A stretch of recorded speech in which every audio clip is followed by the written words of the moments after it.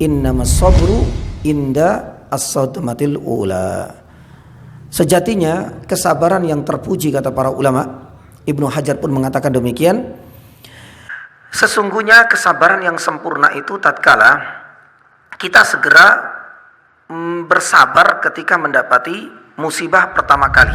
Nabi SAW mendoakan kebaikan untuk Anas meskipun itu bukan putranya. Dia hanya sebagai khadim, pelayannya Nabi SAW. Tapi ketika melihat ada satu potensi yang besar pada diri anak kecil yang menjadi pelayan Nabi SAW, Nabi SAW mendoakan. Dan di antara doa yang sangat masyhur itu ada 3. Allahumma barik, Allahumma aktsir malahu, ya, wa waladahu wa atil hayatahu. Dalam redaksi yang lain, wa barik yani lahu fi hayatihi au fi umrihi. Sabar itu sudah menjadi ittifaqul ulama, kesepakatan para ulama akan wajibnya bagi seseorang untuk selalu menjaga kesabaran, terutama di saat mendapatkan musibah. Maka Ibnu Qayyim rahimahullah mengatakan sudah ijma. Ijma itu artinya konsensus di antara para ulama yang tidak mungkin kita ragukan perpecahan dan perselisihannya.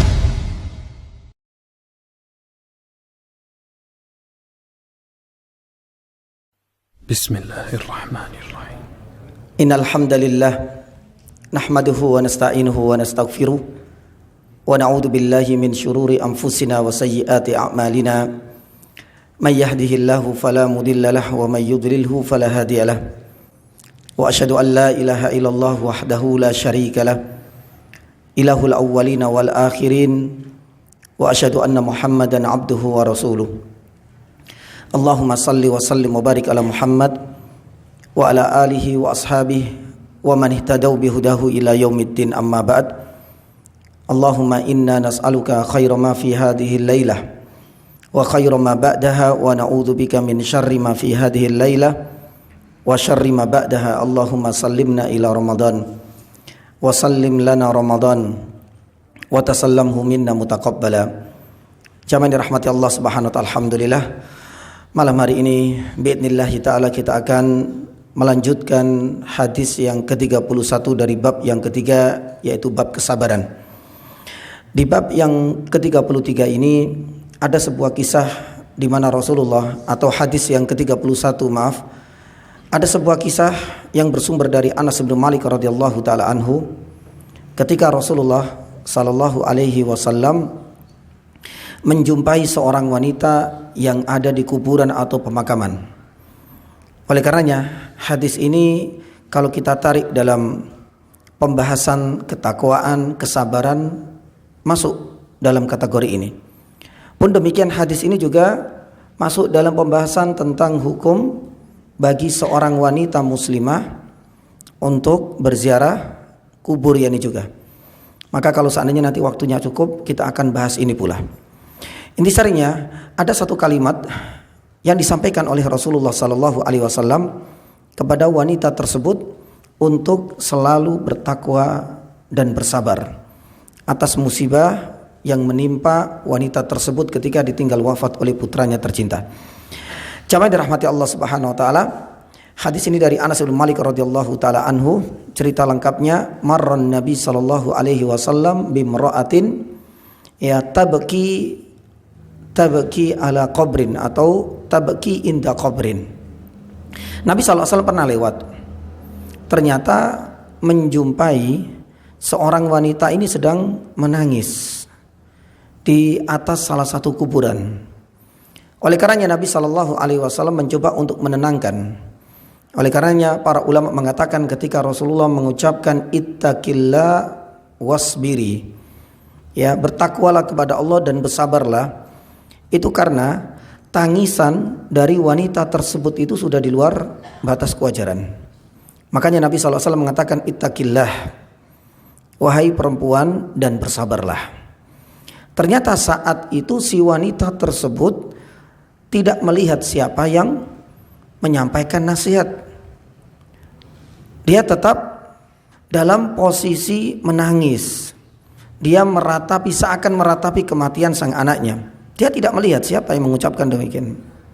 Akhirnya beliau mengucapkan ilaika anni, fa innaka lam tusabb bi musibati wa lam ta'rifuhu. Menjauhlah engkau dariku, tanpa melihat siapa sosok yang mengucapkan kalimat dan nasihat tersebut. Menjauhlah engkau dariku, karena engkau belum merasakan musibah yang aku hadapi, dan engkau tidak merasakan pula bagaimana tekanan, terutama bagi seorang ibu yang mungkin kita tahu perasaannya lebih dominan. Walam ta'rifu, engkau tidak pernah mengenal, tidak merasakan bagaimana apa yang aku rasakan hingga saat ini, tanpa melihat Nabi SAW. Subhanallah, saat itulah kemudian ada seorang sahabat kilalaha yang menyampaikan, innahun Nabi SAW. Tadi itu Rasulullah yang mengatakan demikian. Ya, begitu terkejutnya wanita tersebut, diceritakan oleh Anas, fa'atat baban Nabi SAW. Dia bergegas untuk menemui Nabi SAW di rumah. Ya, jadi ceritanya ini tidak langsung. Nabi SAW sudah pulang ke rumah, baru kemudian ada yang menyampaikan kalau yang berkata demikian tadi di kuburan itu adalah Nabi SAW. Akhirnya beliau berusaha untuk menjumpai Rasulullah SAW di rumah. Fa'atat baban Nabi SAW. Apa yang dijumpai? Subhanallah, rumah Nabi SAW amat sederhana. Ya, Anas radhiyallahu ta'ala bercerita tentang kondisi yang dihadapi oleh sang wanita tersebut. Mungkin ketika ingin berhadapan dengan presiden atau seorang penguasa atau seorang khalifah, ya, ia harus menghadapi protokoler yang begitu ketat. Mungkin ada ring 1, ring 2, ring 3 dan begitulah seterusnya. Tapi apa yang dirasakan dia? Fa innaha la tajid indahu bawabin. Ternyata untuk menjumpai Rasulullah SAW amat mudah. Ia tidak menjumpai para penjaga di rumahnya.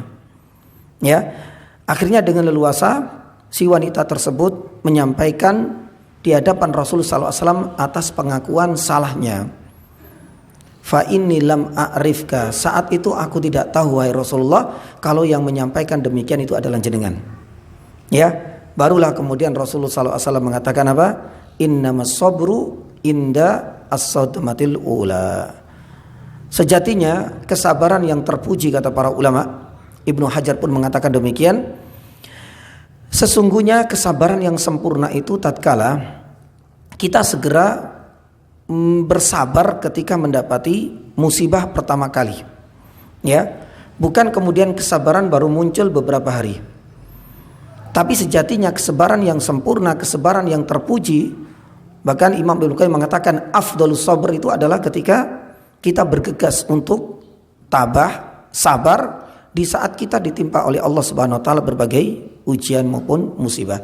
Itulah makna yang terkandung dari ucapan Rasulullah sallallahu alaihi wasallam, innama as-sabru inda sadmatil al-ula. Jamaah dirahmati Allah Subhanahu wa taala, dari hadis ini ada beberapa faedah penting yang bisa kita petik. Yang pertama adalah biografi dari Anas bin Malik, dan ini sepertinya berkali-kali kita sampaikan. Ya, Anas bin Malik radhiyallahu taala anhu adalah seorang putra dari seorang sahabiat dan ibu yang tahu bagaimana mendidik anak, tahu bagaimana Rasulullah sallallahu alaihi wasallam adalah satu mentor yang terbaik. Makanya di usia 10 tahun sang ibu tercinta kemudian mengirim sang putranya ini kepada Rasulullah SAW untuk dididik dan hidup dalam rumah tangga Rasulullah SAW di usia yang masih belia. Ada mengatakan di usia 10 tahun. Tapi subhanallah, ya, pendidikan yang didapatkan oleh Anas bin Malik dalam lingkungan keluarga Rasulullah SAW ini membentuk karakter yani beliau. Terutama adalah keilmuan, dan ini juga tidak bisa dilepaskan dari doa mustajabah dari Rasulullah kepada Anas bin Malik. Makanya dulu pernah kita sampaikan, jamaah dirahmati Allah Subhanahu wa taala, tentang doa ini tersirat hikmah, jangan sampai kita merasa bakhil dan pelit untuk mendoakan orang lain. Nabi SAW mendoakan kebaikan untuk Anas meskipun itu bukan putranya. Dia hanya sebagai khadim, pelayannya Nabi SAW. Tapi ketika melihat ada satu potensi yang besar pada diri anak kecil yang menjadi pelayan Nabi SAW, Nabi SAW mendoakan. Dan di antara doa yang sangat masyhur itu ada 3. Allahumma barik, Allahumma aktsir malahu, ya, wa waladahu wa atil hayatahu. Dalam redaksi yang lain, wa barik yani lahu fi hayatihi au fi umrihi. Nabi SAW mendoakan, ya Allah, ya, Anas ini adalah seorang sahabat yang punya potensi. Makanya beliau mendoakan yang pertama, berilah, perbanyaklah untuk Anas ibnu Malik radhiyallahu taala anhu ini, ya, hartanya. Dan Allah Subhanahu wa taala memang wujudkan. Dan pernah kita sampaikan bagaimana Anas ibnu Malik ini menjadi satu-satunya di antara para sahabat, ya, yang mendapatkan limpahan dari panen yang melimpah ruah. Disebutkan beliau memiliki perkebunan di mana panennya itu 2 kali lebih banyak daripada perkebunan-perkebunan lain yang dimiliki oleh para sahabat. Ya, akan tetapi kita harus melihat banyaknya harta yang dimiliki, banyaknya dan melimpahnya panen dari perkebunan Anas bin Malik ini juga sebanding dengan doa yang kedua dari Nabi SAW kepada beliau, kepada Anas. Yang kedua, aksir, perbanyaklah anak keturunannya. Makanya ketika beliau sebelum meninggal itu terkumpul dan berkumpul seluruh anaknya, pun demikian istri-istrinya, pun demikian hingga cucu-cucunya mendekati 100, ya, keturunan. Ini adalah angka yang sangat banyak sekali, ya. Dan untuk ngopeni, untuk merawat, untuk memberikan nafkah mereka semua itu dia dapatkan dan itu diambilkan dari hasil panen yang melimpah ruah itu. Dan ini dijabai oleh Allah Subhanahu wa taala. Adapun yang ketiga, Anas bin Malik radhiyallahu taala termasuk sahabat yang paling akhir meninggal, ya, selain Jabir ibnu Abdullah. Karena usianya mendekati 100. Lebih lama masa kehidupannya di dunia, lebih panjang umurnya daripada Nabi sallallahu alaihi wasallam yang hanya 63 tahun. Ya. Lah, disinilah jamaah yang dirahmati Allah Subhanahu wa taala, ada hikmah yang bisa kita petik dari doa Nabi sallallahu alaihi wasallam, ya, pentingnya kita selalu mendoakan kebaikan kepada siapapun. Terutama kalau seandainya kita mendapati, ya, entah itu jamaah kita, santri kita, atau mungkin barangkali orang lain, ya, janganlah kita merasa pelit atau jangan sampai kita merasa keluh lisan ini mendoakan kebaikan yakni bagi mereka, sebagaimana Nabi SAW ketika mendoakan Anas bin Malik. Dan kita tahu sepeninggal Nabi SAW, Anas ini mensejajarkan diri di antara para sahabat yang sangat banyak meriwayatkan yakni hadis. Taib. Ini sekelumit dari biografi Anas bin Malik radhiyallahu taala anhu yang menceritakan mulai dari pertama Nabi SAW melewati kuburan sampai kemudian si wanita itu, ya, mendatangi rumah Nabi SAW. Karena Anas ini seringkali menjadi pelayan dan memang menjadi pelayan dan mendampingi kemanapun Rasulullah SAW, ya, keluar. Faedah yang kedua, jamaah yang dirahmati Allah, di antara pelajaran yang kedua yang bisa kita petik dari hadis ini berkali-kali kita sampaikan bahwa kesabaran itu hukumnya wajib, ya, terutama di saat seseorang itu mendapatkan musibah besar. Makanya Nabi SAW mengatakan isbiri. Isbiri itu menunjukkan kata perintah, dan kata perintah itu menunjukkan kewajiban.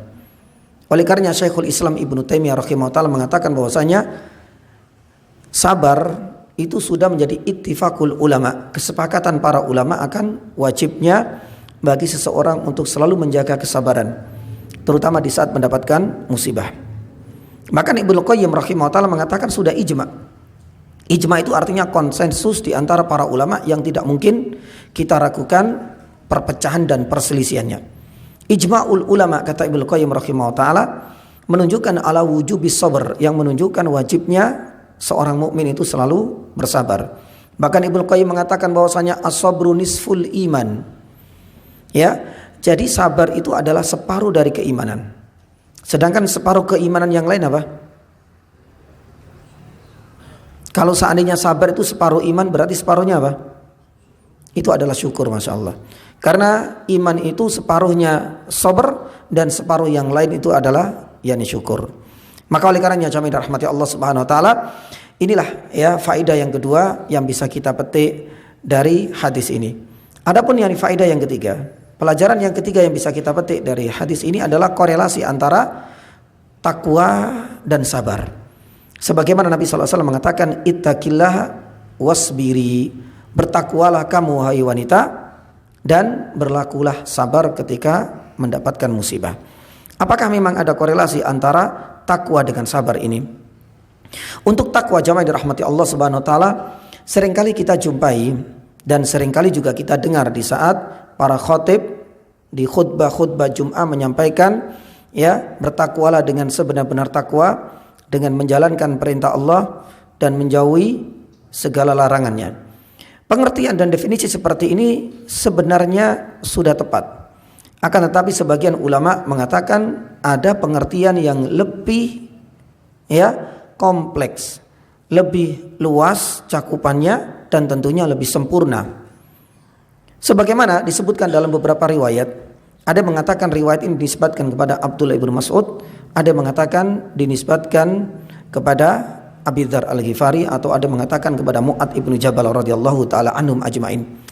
Bahwasanya yang dinamakan takwa itu adalah melaksanakan perintah yang pertama kali Allah instruksikan kepada manusia, ya, supaya ada penekanan, ya, tidak hanya sekedar mengerjakan perintah Allah. Perintah Allah banyak. Kalau seandainya demikian, orang akan bisa memilih-milih mana yang diutamakan dan mana yang dinomorduakan, ya. Lah, adapun pengertian dari takwa sebagaimana dinisbatkan kepada beberapa sahabat ini tadi, mereka menjabarkan bahwasanya takwa itu adalah mengerjakan fi'lu awwalu ma amarallahu bihi, mengerjakan perintah yang pertama kali diinstruksikan oleh Allah. Apa itu? Mengesahkan Allah Subhanahu wa taala, mentauhidkannya, ya. Sedangkan unsur yang kedua, kalimat yang kedua itu adalah menjauhi ijtinab awwalu ma nahallahu anhu, menjauhi larangan yang pertama kali wajib kita jauhi. Itu adalah yakni kesyirikan. Kenapa beberapa ulama mengatakan definisi dari takwa dengan penjabaran seperti ini lebih sempurna? Supaya kita sadar dan kita juga memahami bahwasanya semua manusia ini dan jin ketika diciptakan oleh Allah Subhanahu wa taala tujuannya adalah untuk beribadah kepada Allah, untuk mengesahkan dan untuk mentauhidkannya. Sebagaimana tertuang dalam surat Az-Zariyat ayat 56, wa ma khalaqtul jinna wal insa illa liya'budun. Dan yang kedua tentunya agar semua kaum muslimin dan orang-orang yang beriman tahu bahwasanya di antara sekian banyak perintah ada skala prioritas mana yang harus kita utamakan. Dari semua perintah Allah Subhanahu wa taala, salat bagus karena wajib. Puasa Ramadan wajib, itu juga bagus kita kerjakan. Tapi jangan lupa bahwasanya pondasi dasar dari semua perintah Allah Subhanahu wa taala itu adalah tauhid. Sebagaimana pula larangan, ya, menjauhi minum-minuman khamr, menjauhi juga ghibah, menjauhi adu domba dan namimah. Ini adalah perbuatan yang patut diancungi jempol dan menunjukkan perbuatan yang mulia. Akan tetapi dari semua larangan ini kita harus mengetahui dan menyadari ada yang menjadi akar permasalahan dari semua larangan Allah Subhanahu wa taala, dan itu adalah yakni kesyirikan. Oleh karenanya jamaah dirahmati Allah Subhanahu wa taala, inilah definisi dari takwa sebagaimana yang diutarakan oleh para ulama. Ada beberapa pengertian yang disebutkan di situ, ada penekanannya. Disebutkan di situ menunjukkan bahwasanya pengertian dengan definisi seperti ini dianggap lebih yakni sempurna. Wallahu taala a'lam. Lantas apa korelasi antara ketakwaan dengan kesabaran? Karena Nabi SAW di sini memerintahkan untuk bertakwa, kemudian diperintahkan untuk bersabar. Para ulama menyebutkan ada sekitar 4 sisi yang menunjukkan hubungan yang amat erat antara takwa dengan yakni sabar. Ya, hubungan yang pertama, takwa itu adalah landasan dan pondasi utama kesabaran. Ya, laksana kita memiliki rumah, maka pondasinya itu adalah takwa, sedangkan tembok-temboknya dan bangunan luarnya hingga menjulang tinggi itu adalah kesabaran. Maka berarti kita melihat, ya, kuatnya bangunan itu tergantung pada kuatnya pondasi. Maka oleh karenanya jamaah dirahmati Allah Subhanahu wa taala, ketakwaan seseorang itulah yang akan bisa menyebabkan orang-orang itu semakin takut kepada Allah. Dia akan bersegera memenuhi panggilan dan perintah Allah Subhanahu wa taala tanpa menawar-nawar. Ketakwaan ini juga akan menjadikan seseorang segera meninggalkan kemaksiatan tanpa harus menunda-nunda. Maka ketika seseorang itu kuat takwanya, di saat ia tertimpa musibah, maka hal ini akan menjadikan seseorang itu kesabarannya terarah. Ya, tidak sampai kemudian keluar kata-kata kotor. Tak sampai kemudian ia berlebih-lebihan di dalam menerima takdir atau perkara yang sudah digariskan oleh Allah Subhanahu wa taala. Ya, itu semua kuncinya ada pondasi, yaitu yakni takwa itu sendiri. Maka ini kata para ulama, pondasi untuk sebuah bangunan kesabaran itu adalah ketakwaan. Maka antara takwa dengan sabar memiliki hubungan yang sangat erat. Kemudian yang kedua, jamaah yang dirahmati Allah, para ulama mengatakan bahwasanya ketakwaan seseorang itulah yang akan bisa mengontrol perilaku dan ucapan seseorang, terutama di saat tertimpa musibah. Jadi tatkala kita mendapati orang tak mampu menahan emosinya, atau mungkin barangkali tak mampu juga menahan lisannya di saat orang-orang yang dicintainya dijemput ajalnya oleh Allah Subhanahu wa taala, maaf kebanyakan di antara adalah para wanita. Ya, maka berarti ada satu yang error pada diri orang-orang yang tidak mampu mengontrol perilaku dan ucapannya. Apa itu? Yaitu ketakwaannya ini. Karena ketakwaan itulah yang akan mampu mengontrol, kata para ulama. Oleh karenanya Nabi SAW melarang kepada kita semua, terutama di saat kita mendapati ujian yang berat, layaknya wanita tersebut. Laisa minna man daraba al-hudud wa syaqqal juyub. Bukan termasuk di antara golongan kita, ya, orang-orang yang memukul-mukul badannya, pun demikian dengan merobek-robek pakaiannya. Ya, ini adalah kebiasaan jahiliyah dahulu, di mana wanita-wanita terutama ketika mendapati musibah besar, sang suami wafat, orang tua yang dicintai meninggal, atau mungkin barangkali putra-putra mereka yang mereka banggakan tewas dalam medan perang. Lah disinilah wanita-wanita masyarakat jahiliyah saat itu menunjukkan ya berlebih-lebihan dalam menerima takdir ini. Salah satunya dan mukul-mukul dirinya. Ya, kadang-kadang juga guling-guling di jalanan. Dan salah satunya juga syaqqal juyub. Ya, merobek-robek yakni pakaiannya. Dan di antara yang lain itu mereka berteriak-teriak ya tanpa ya ia sadari. Dan hal-hal seperti ini, jamaah yang dirahmati Allah, ini adalah bagian dari warisan masyarakat jahiliyah kala itu. Makanya Nabi SAW mengatakan orang-orang yang berbuat seperti ini, yang menunjukkan ketidaksabarannya, ketidakridhoannya terhadap takdir Allah Subhanahu wa taala, laisa minna, bukan termasuk yakni golongan kita. Oleh karena itu Syekh Muhammad bin Shalih Al-Utsaimin rahimahullah taala, ketika kita menjumpai laisa minna di dalam hadis, dalam berbagai riwayat, maka ingatlah bahwasanya perbuatan tersebut termasuk dosa besar. Ya, man raghiba an sunnati falaysa minni. Barang siapa yang benci kepada sunnahku bukan termasuk golonganku, itu menunjukkan bahwasanya perbuatan tersebut masuk kategori dosa besar. Termasuk ini semua. Ya, maka oleh karenanya para ulama mengatakan bahwasanya ketakwaan itulah yang akan bisa mengontrol lisannya. Ya, sebagaimana dulu kita sampaikan, ya, ada kalimat-kalimat yang disunahkan dan dianjurkan tatkala kita mendapati musibah, terutama orang-orang yang kita cintai ditinggal atau diwafatkan oleh Allah Subhanahu wa taala. Innalillahi wa inna ilaihi rajiun. Ya, atau inillahi ma akhad. Ya, walillahi ma utiya. Ini adalah kalimat-kalimat yang seharusnya bisa menghiasi lisan kita. Itu teorinya, meskipun prakteknya kadang-kadang yani susah. Oleh karenanya Nabi SAW pernah bersabda, tangisan itu bukan menjadi penghalang seseorang itu, ya, bukan menjadi penghalang seseorang itu tetap bisa sabar. Makanya Nabi SAW dulu pernah kita sampaikan ketika Ibrahim, putra dari Maria Kiptia meninggal, Nabi SAW menangis. Dan ketika menangis, para sahabat juga bertanya-tanya, apa arti tangisan Nabi SAW? Begitu banyak para sahabat yang sudah meninggal, jarang sekali Nabi SAW meneteskan air mata. Nabi SAW mengajarkan kita akan 3 hal atau mungkin 4 hal. Yang pertama, innal yani al-aina tadma. Artinya mata ini punya hak untuk menangis. Wal qalba yahzan, hati juga punya hak untuk bersedih. Ya, tapi yang penting Nabi sallallahu alaihi wasallam mengingatkan kepada kita, wala naqulu illa ma yurdi rabbuna.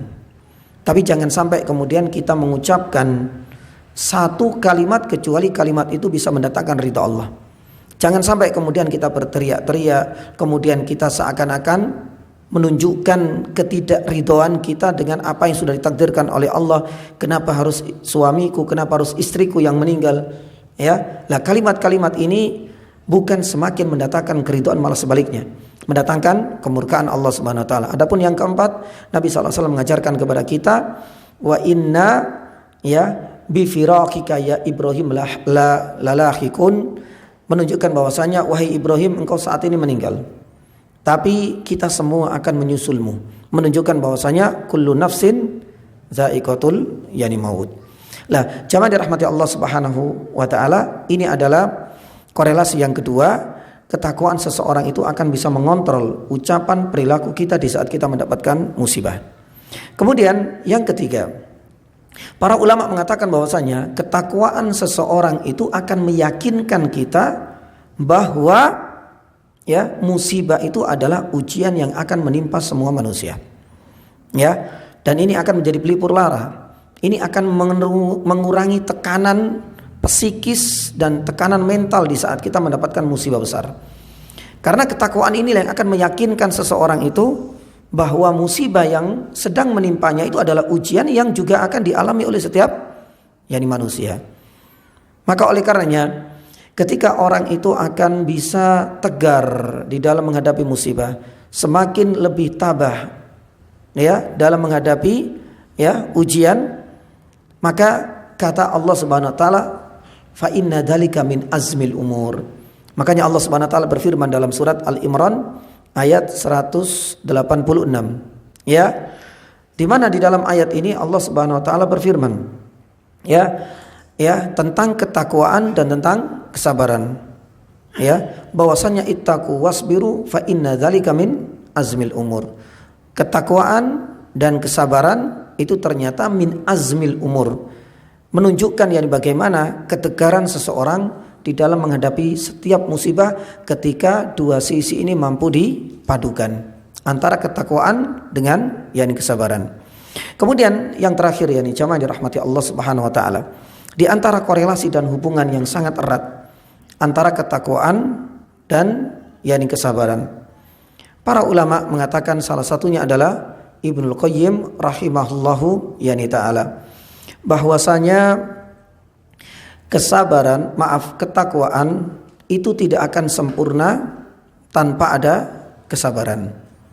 Jadi setinggi apapun ketakwaan seorang hamba itu tidak akan sempurna tanpa ada sabar. Sebagaimana takwa tadi sudah kita sampaikan, yaitu melaksanakan perintah Allah dan menjauhi segala larangannya. Maka di saat seseorang itu menjalankan ketaatan kepada Allah tapi enggak sabar, sholat malam nggak sabar, cepat mutung. Puasa sunnah pun nggak sabar, akan mudah untuk ditinggalkan. Sebagaimana tatkala seseorang itu berusaha untuk meninggalkan kemaksiatan, tapi dia nggak sabar. Di saat dia ingin berjuang hijrah sedini mungkin dari perbuatan-perbuatan maksiat, entah itu korupsi, entah itu mungkin barangkali ghibah. Kalau seandainya dia nggak sabar, pasti dia akan kembali ke circle dan komunitasnya lagi. Maka oleh karenanya jamaah dirahmati Allah, disinilah Ibnu Qayyim rahimahullah mengatakan apa? As-sabru tariqun ilat taqwa. Jadi kesabaran itu adalah jalan yang akan mengantarkan seseorang itu kepada ketakwaan.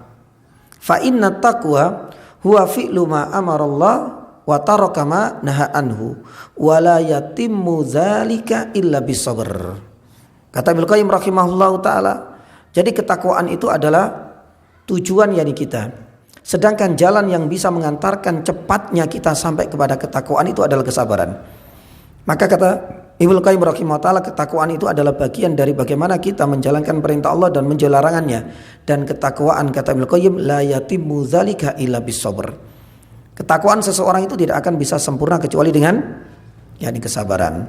Maka inilah di antara 4 sisi yang menunjukkan korelasi dan hubungan yang amat erat antara takwa dan sabar, dan ini menjadi alasan kenapa Rasulullah SAW menggabungkan dua perilaku dan sifat yang mulia ini ditujukan kepada sang wanita tersebut. Ittaqillah yani wasbiri, karena memiliki hubungan yang sangat erat yang tersebut. Ini adalah pelajaran yang ketiga yang bisa kita petik dari hadis ini. Adapun yang berikutnya jamaah dirahmati Allah, yang keempat, pelajaran yang bisa kita petik dari hadis ini adalah tentang ketawaduan Rasulullah sallallahu alaihi wasallam. Kerendahan diri Nabi sallallahu alaihi wasallam terlihat betul dalam hadis ini. Bayangkan Rasul sallallahu alaihi wasallam manusia terbaik.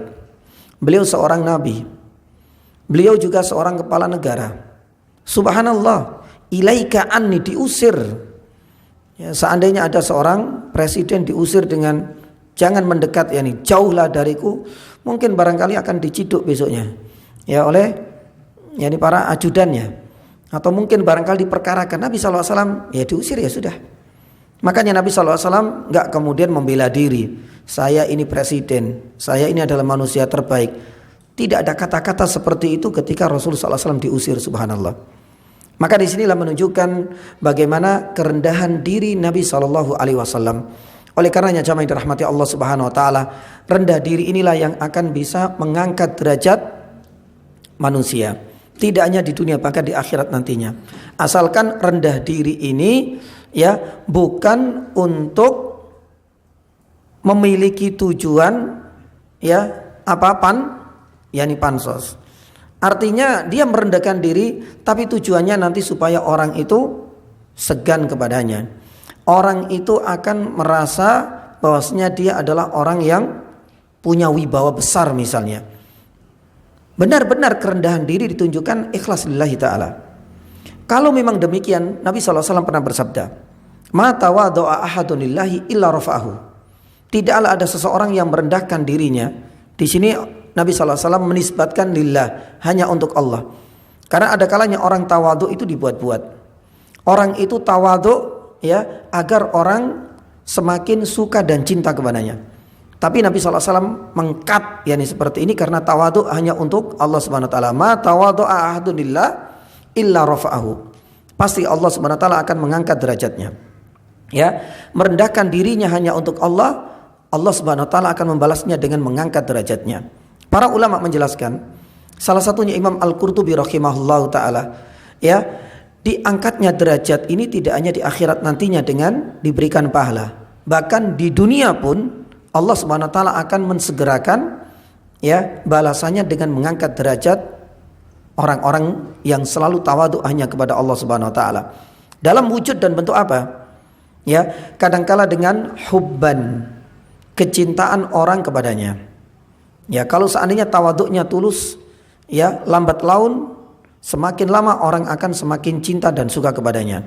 Yang kedua adalah izzatan. Ya, orang akan memuliakan, orang akan merasakan takzim yakni kepadanya. Ya, orang pun akan merasa segan. Dan yang berikutnya, Allah Subhanahu wa taala bisa memberikan balasan di dunia dalam bentuk haibah.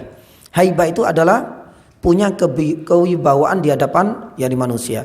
Itu kalau tulus, maka balasan-balasan seperti ini akan dirasakan oleh orang yang selalu tawadhu. Dan ingatlah jamaah yang dirahmati Allah, ketawaduan Nabi SAW dalam cerita inilah menjadi salah satu kunci suksesnya beliau di dalam berdakwah. Makanya banyak di dalam Al-Quran Allah Subhanahu Wa Taala menyuruh Nabi SAW untuk selalu menunjukkan ketawaduannya. Di dalam surat Al-Imran misalnya, ya, ayat 159. Allah Subhanahu firman, walau kunta faddan ghalidal qalbi lan faddu min haulik. Ya, kalau seandainya engkau menunjukkan kebengisanmu, kalau seandainya engkau menunjukkan kekerasanmu dan kekejianmu misalnya, menunjukkan amarahmu, ya, pasti orang-orang itu akan menjauh darimu. Tapi subhanallah, Nabi SAW bukan tipikal seperti itu.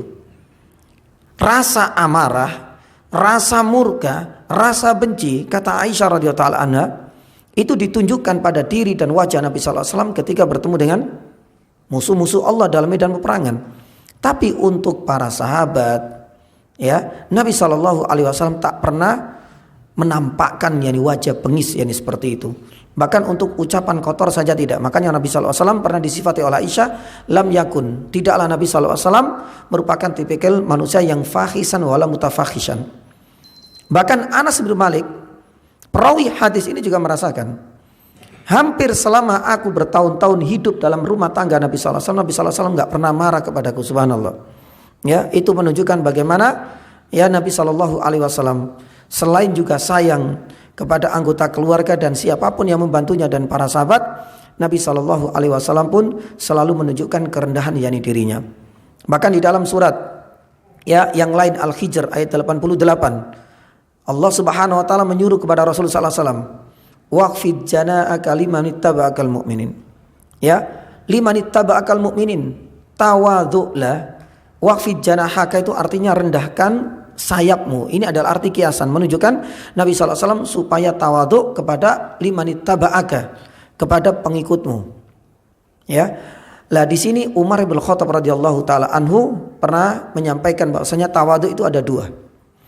Kita sering mendapati tawadhu itu hanya dari satu sisi saja, satu arah saja. Padahal Umar mengatakan ada sisi yang lain yang mungkin barangkali kurang kita sadari, dan seandainya kita sadari seringkali kita sulit untuk mempraktekannya. Umar bin Khattab radhiyallahu taala anhu mengatakan, tawadhu liman allamakum. Ini adalah jenis tawadhu yang pertama. Tawadhu'lah, rendahkan dirimu kepada orang-orang yang mengajarkan kepadamu. Mungkin mengajarkan kepadamu adalah orang yang lebih banyak ilmunya, atau mungkin barangkali mereka lebih senior, atau mungkin barangkali mereka lebih tinggi derajat sosialnya, atau mereka adalah orang-orang yang lebih tua usianya daripada kita. Nah, kalau seandainya kita mempraktekkan jenis tawadhu yang pertama, insya Allah banyak di antara kita yang lolos dan lulus dalam ujian pertama ini. Karena ini mudah, kita merasa masih junior, kita masih merasa lebih rendah daripada orang-orang yang harus kita rendahkan diri kita di hadapan mereka. Tapi Umar melanjutkan kalimatnya, wa tawadhu liman tuallimuna. Jenis yang kedua ini selaras dengan surat Al-Hijr ayat 88. Nabi SAW disuruh untuk tawadhu, tidak hanya kepada orang-orang yang lebih tua. Makanya Nabi SAW pernah menunjukkan Abi Quhafa itu bapaknya siapa? Abu Bakar As-Siddiq radhiyallahu taala anhu. Abi Quhafa ini masuk Islamnya ketika Fathu Makkah. Jadi lama banget anaknya Abu Bakar sudah masuk Islam, sampai menemani Rasulullah hijrah, sampai dalam peperangan Abi Quhafa belum masuk Islam.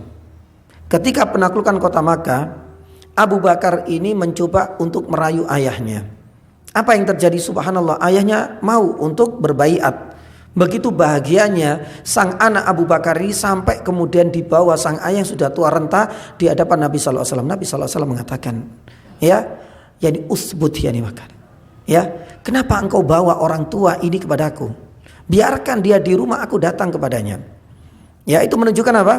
Ketawaduan Rasulullah SAW yang bisa kita petik dari penaklukan kota Makkah.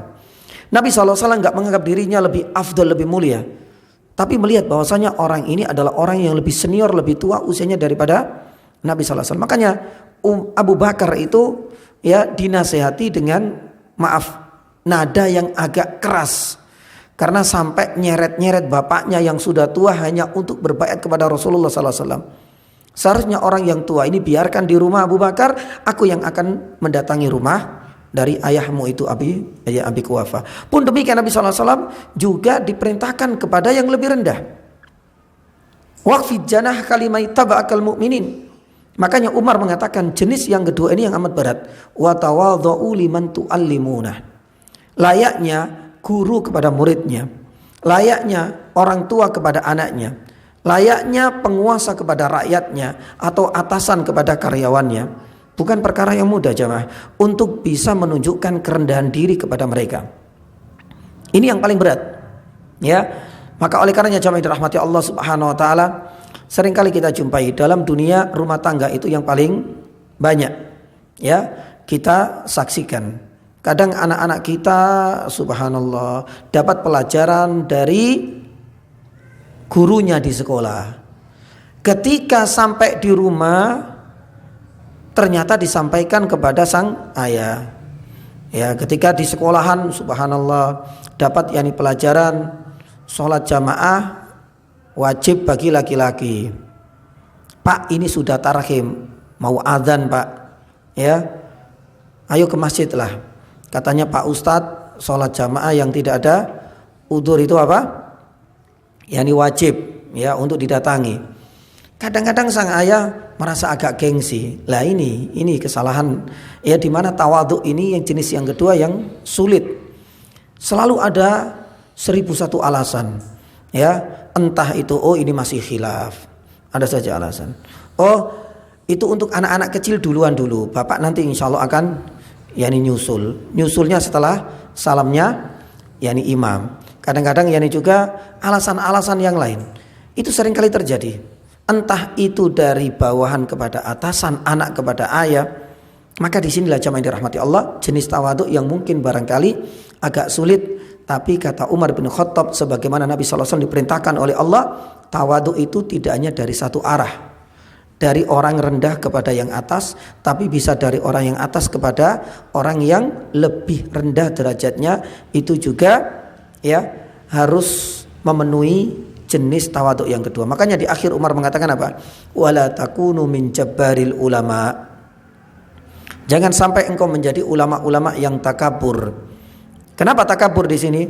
Ya, karena merasa ketika diingatkan oleh orang yang lebih sedikit ilmunya, diingatkan oleh anaknya, diingatkan oleh orang yang lebih senior, ternyata tidak pernah mengakui kesalahannya. Padahal tawadhu itu tidak hanya dari satu arah tapi dari dua arah.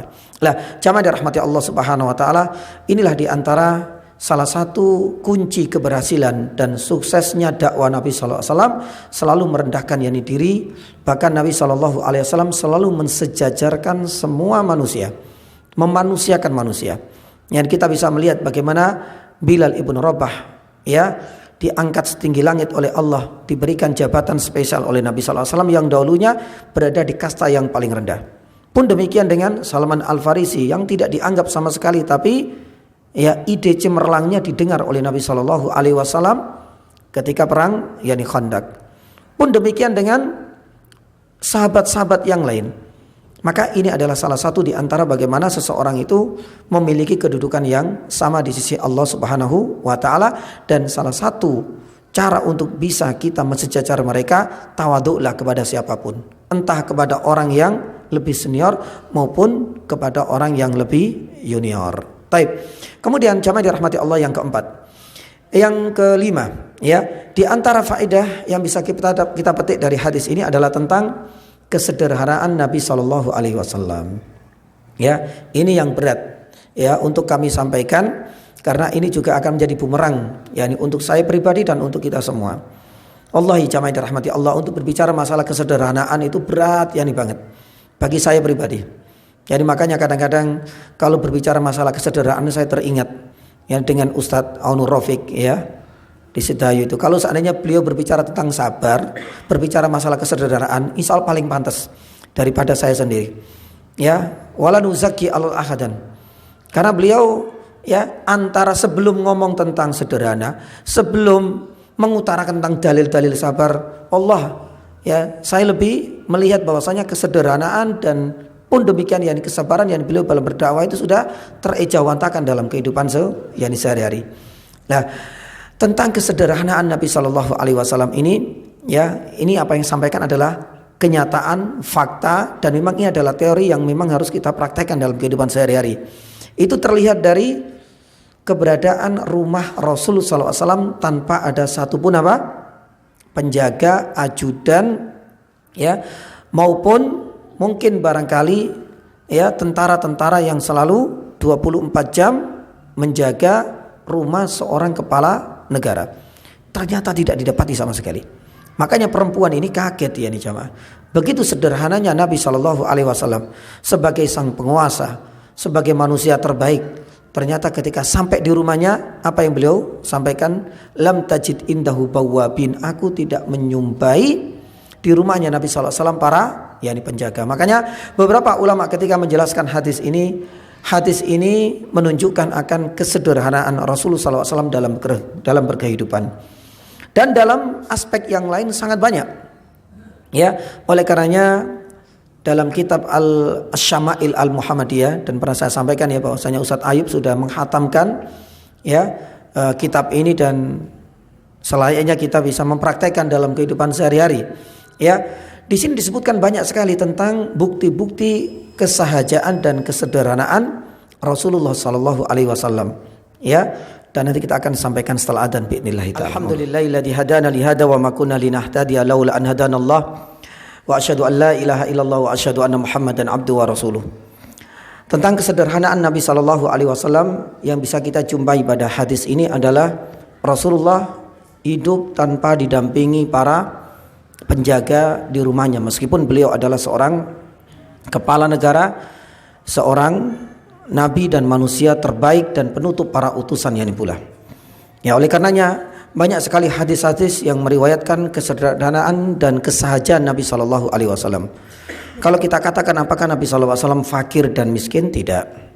Ya, akan tetapi Nabi Shallallahu Alaihi Wasallam ingin menunjukkan bahwasanya tingkat ketawaduan itu sebenarnya lebih mudah ketika seseorang itu hidup dalam kesederhanaan.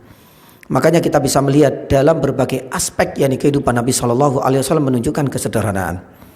Ya, misalnya dalam riwayat Nabi Shallallahu Alaihi Wasallam ketika memiliki sandal kemudian lepas. Ya subhanallah. Ya jangankan sandal, sepatunya kepala negara itu nggak ada yang istilahnya copot kemudian minta ke disolkan sepatunya, itu nggak ada ceritanya Pak. Pasti langsung diganti yang baru, bahkan kalau bisa produk yakni impor dan lain sebagainya. Nabi SAW jahit yakni sendiri. Bahkan yakni sandal Nabi SAW diceritakan oleh Anas. Lah ini sekali lagi Anas, karena Anas tahu, dan Anas ini kebagian, bukan warisan ya, karena sandal itu bukan termasuk barang yang mewah. Tapi sandalnya Rasulullah kelak itu akan dipakai ya, digunakan oleh Anas bin Malik. Makanya suatu hari Anas bin Malik disebutkan dalam Sahih Bukhari. Ya, Anas bin Malik ini memakai sandal ya. Seperti apa bentuk sandalnya Nabi sallallahu alaihi wasallam? Tidak seperti sandalnya para kaisar ya Rum atau mungkin barangkali Kisra. Tidak sama sekali. Tanpa ada bulu-bulu atau ya yang lembut, tidak ada sama sekali. Itu dari kulit yang kasar, kemudian hanya diikat dengan 2 tali. Dan itu dipakai oleh Anas pasca wafatnya Nabi sallallahu alaihi wasallam. Maka suatu hari Thabit Al-Bunani bertanya, ya, kok kelihatan mungkin bahasanya norak banget sandal yang dipakai oleh Anas bin Malik. Anas kemudian menyampaikan, ini adalah sandal milik Rasulullah sallallahu alaihi wasallam. Ya, dan kita tahu sebagaimana dalam redaksi yang lain, riwayat yang lain, ya, ketika copot talinya Nabi sallallahu alaihi wasallam yang memperbaiki ini sendiri.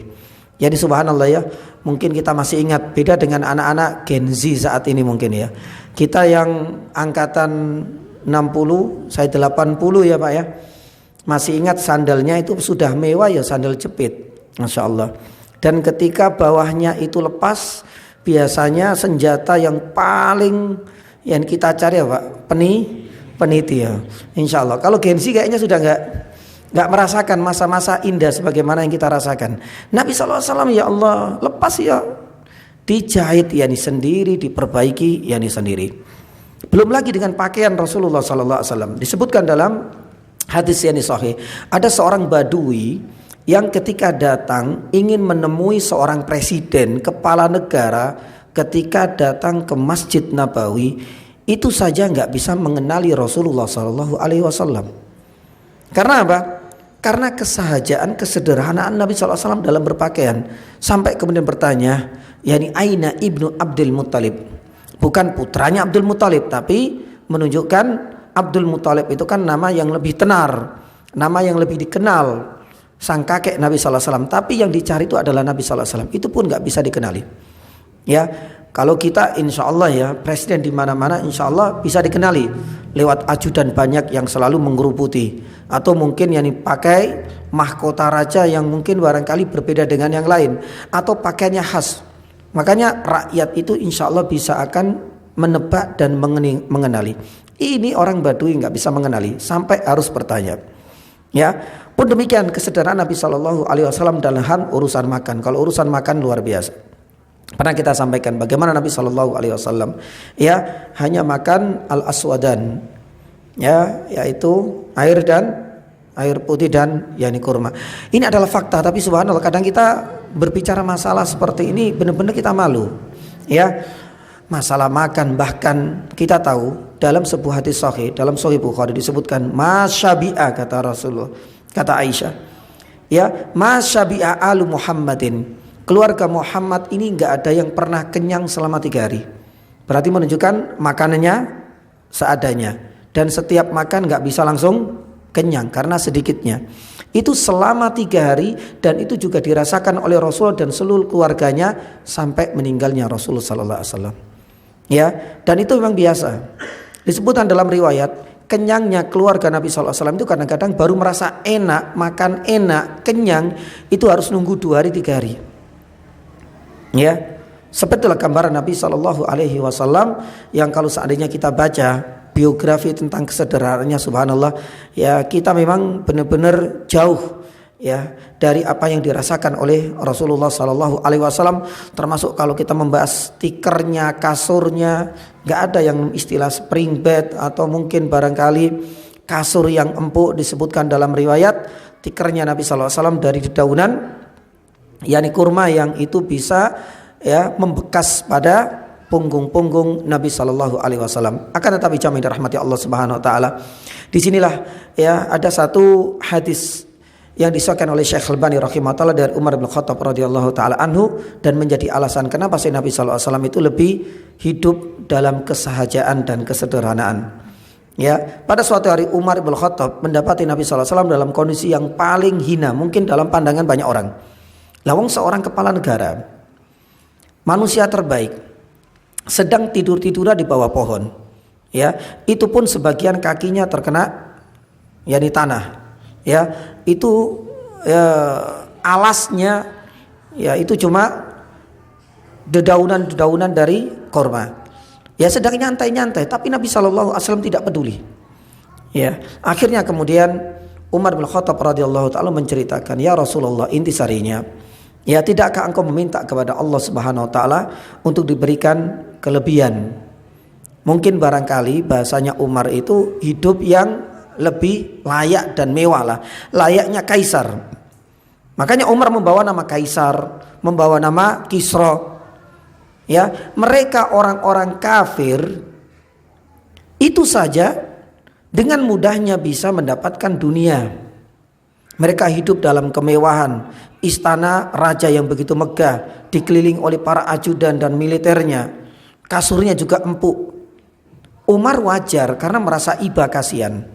Apa salahnya sih Nabi SAW meminta kepada Allah? Itu adalah keinginannya Umar. Ya, apa jawaban dari Nabi SAW? Dan ini akan membekas terus pada Umar bin Khattab. Ya, Nabi SAW mengatakan, ulaika qaumun, wahai Umar, mereka ini adalah kaum ujilat lahum thayyibatun fil hayatid dunya. Orang-orang kafir itu memang kemewahan, kenikmatan, rasa nyaman, ya mungkin kasur yang empuk, kemegahan, itu adalah bagian dari thayyibat yang Allah segerakan di dunia. Ya, maka nggak usah heran dengan mereka. Sedangkan jatah kita, wahai Umar, wa inna qaumun, sesungguhnya kita adalah kaum, ya ukhirat lana thayyibatuna fi akhiratina. Sedangkan kenikmatan kita, ya itu memang sengaja diakhirkan, ditunda oleh Allah Subhanahu Wa Taala, tidak di dunia, di akhirat. Ya, nah inilah yang menjadi prinsip Nabi Shallallahu Alaihi Wasallam. Kenapa lebih memilih kesederhanaan dan kesahajaan? Karena memang jatah kita tidak di dunia. Subhanallah, ucapan dan sabda Nabi Shallallahu Alaihi Wasallam ini membekas terus pada Umar bin Khattab. Makanya Umar bin Khattab radhiyallahu taala anhu ketika menjadi khalifah, ya kesederhanaan juga ya sangat-sangat terlihat pada diri. Pun demikian dengan keluarga Umar bin Khattab radhiyallahu taala anhu. Ya, bayangkan dalam sebuah riwayat Umar bin Khattab pernah dihina, dicaci oleh salah satu rakyatnya karena waktu itu bagi-bagi baju, bagi-bagi kain untuk dipakai baju. Ternyata jatahnya Umar dapat 2. Seandainya kita sebagai rakyatnya wajarlah. Ya, ternyata dibela oleh sang putra bahwasanya Umar ini memang besar, jadi jatahnya nggak cukup, jatah anaknya diberikan kepada sang ayah. Ya, padahal kalau seandainya saat ini kita lihat penguasa untuk jangankan dapat bansos, ya sebelum ada bansos pembagian kain, pembagian makan bergizi mereka sudah ditanggung yani semua, Pak. Nah ini Umar juga nunggu dapat jatah, itu pun nggak cukup, akhirnya sang anak merelakan bagiannya dan jatahnya kepada sang ayah. Dan terakhir Umar bin Khattab radhiyallahu taala anhu dalam kesadaran terutama berpakaian itu pernah mengatakan apa? Ikhsausibu wakhsausinu. Ya, kalimat ini agak berat. Ini dalam ilmu balaghah namanya ta'kid al-lafzi. Taib. Kita kembali kepada maknanya saja. Beliau mengatakan apa? Ikhshausinu. Ya, artinya didiklah anakmu itu dengan keras. Dengan keras itu artinya bukan dipukuli setiap hari. Tapi didiklah anakmu itu jangan dengan sikap manja dari kita. Ya, karena Umar yani tahu hal inilah yang akan bisa menjadikan sang anak kelak itu tumbuh dengan penuh karakter dan tentunya ya mereka akan bisa hidup dengan kesederhanaan dan tidak gampang goyah dalam kondisi apapun. Makanya di yang kedua beliau mengatakan apa? Wahsyausinu. Wahsyausinu itu artinya dan berilah pakaian kepada anakmu dan istrimu itu dengan pakaian yang kasar. Bukan berarti kemudian karung goni kita jahitkan untuk anak istri kita, tidak. Tapi Umar ingin menyampaikan satu pelajaran dari sang mentor beliau yaitu Nabi SAW. Karena Nabi SAW hidupnya sederhana, subhanallah. Itu pengen dalam sebuah wasiat Umar mengatakan ya berilah pakaian kepada anak istrimu dengan pakaian yang biasa. Dan itu juga ditunjukkan oleh sang mentor Nabi. Umar juga mempraktekkan, anak-anaknya sendiri juga mempraktekkan, dan ini adalah wasiat Umar untuk kita yani semua. Ya makanya dalam sebuah riwayat tapi masih diperselisihkan terakhir sebelum kita tutup yani jamaah, Umar bin Khattab radhiyallahu taala anhu ini pernah menyampaikan satu wasiat terutama kepada para istri-istri dan para wanita muslimah. Ya ditujukan kepada para suami atau kepada para wali. Ya, di mana Umar mengatakan bahwasanya ya persedikitlah atau minim ya sedikitkanlah pakaian-pakaian yang engkau berikan kepada anak-anak perempuanmu atau kepada istrimu. Ya kata Umar bin Khattab radhiyallahu taala anhu, kalau seandainya anak-anak perempuan dan wanita-wanita muslimah yaitu istri-istri ini pakaiannya minim itu bukan ukurannya, tapi jumlahnya itu sedikit. Hal ini akan insyaallah meminimalisir seringnya mereka keluar untuk pansos.